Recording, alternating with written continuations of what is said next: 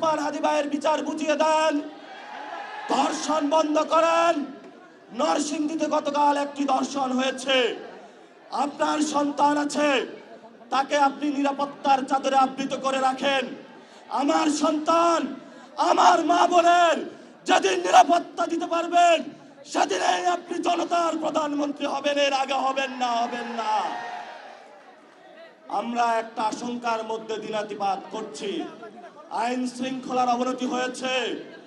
এই বরিশালবাসী আওয়ামী লীগের অনেক নির্যাতন সহ্য করেছে।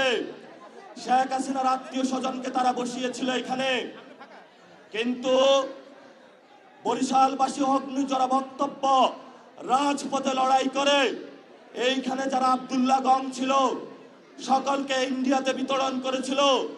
বরিশালবাসীর সাথে কেউ পাঙ্গা নিতে আসবেন না। বরিশালবাসী পানিতে সাঁতার কাটে,